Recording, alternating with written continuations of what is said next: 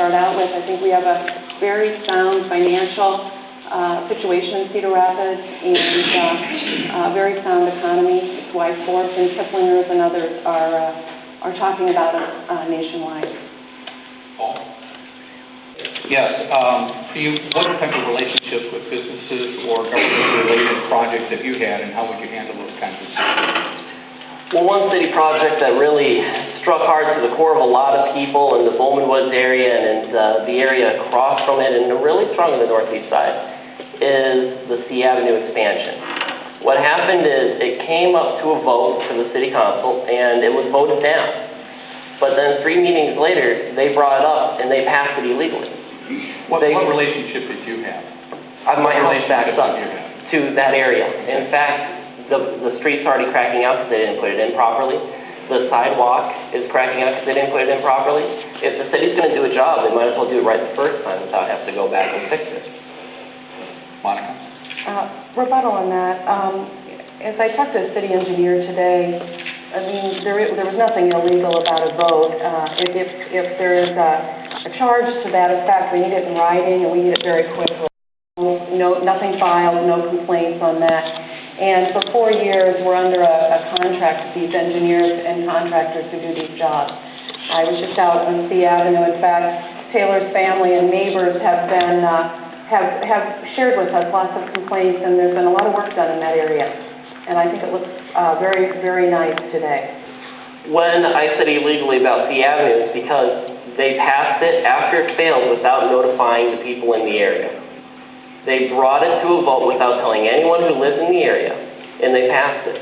In a sense, they shoved it down the people's throat in that community. And it may look nice, but it's still falling apart. And you say no one has made complaints about it. Now, why don't you go and door knock at the people who back up to that instead of just not only on election day, but when it's really when you're in the community, not only for elections.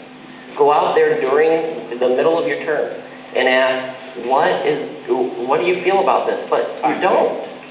Okay, we'd like to thank our live audience for being here and submitting questions on the note cards and on pieces of paper. This one touches on an issue that I think a lot of people in Cedar Rapids talk about, and even a lot of our elected officials have talked about, and certainly candidates, the issue of our streets. So when it comes to streets, the local option sales tax obviously did not pass, and it would have put quite a bit of money into improving streets. Specifically, this person, Judy Spindler, asked the question, why are street improvements and repairs not being done before new streets are constructed? And let me start with Thank you. Well, if you look at the wording of the local option sales tax that failed, the money would have went towards street beautification. And street beautification is like the flower pots on the side of the road. It surprisingly comes up to a lot of money, but the way it was worded, we don't know if it would have gone to our roads. And when we look at what roads need to be done, let's look specifically at the Kenwood area and different areas around there. They've just been neglected. You drive down there when it rains and the water puddles in the middle of the road.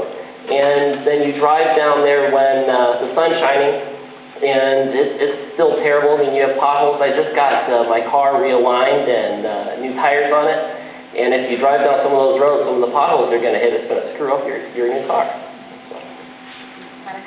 I think that this is a topic that really every Cedar Rapidian agrees on. We need better streets.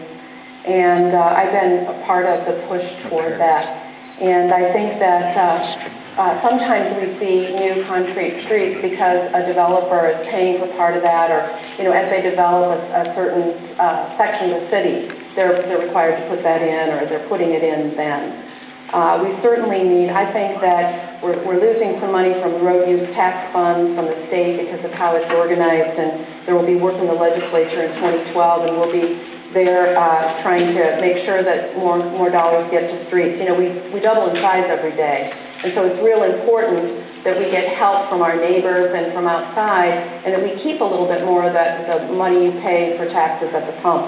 I think we also have over-engineered our streets. I think we need to do a little bit more simple, keep it simple and get it done, like on First Avenue from 27th to 40th. It's real important that we improve the surface, but not get too fancy about that. Just do what we need to do to have better streets. Yeah. 30-minute rebuttal, starting with Paul. The concern I have is similar in the Kenwood Park District. They're now taking up a project, well, they haven't finished up the First Avenue.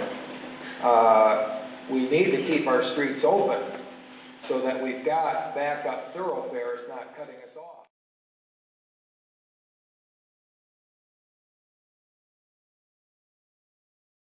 Not very sure which one we're following right now because, well, they're all focused on downtown and none of them are focused on District 2 and really at the city at large.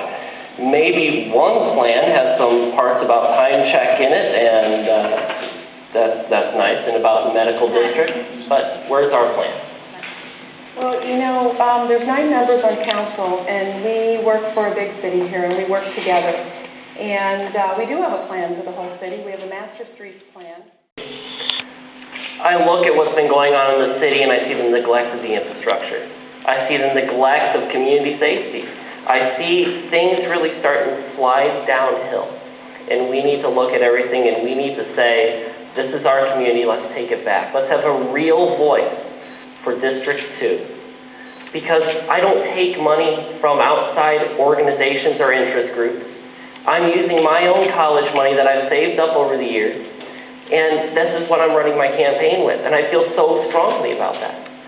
I feel that if I would go to a 4-year college and then I would come back home, Cedar Rapids would be completely different, completely changed, and it would look very bleak for me. We need to create the infrastructure that Cedar Rapids used to have. We need to bring back this city, and I have no strings attached. I take no money from any outside group. My only concern is what you think and what you say. I'm here to make sure that what you need to get done, what we need to get done, gets done. And no more special interests, no more friends, the good old boys have got to end.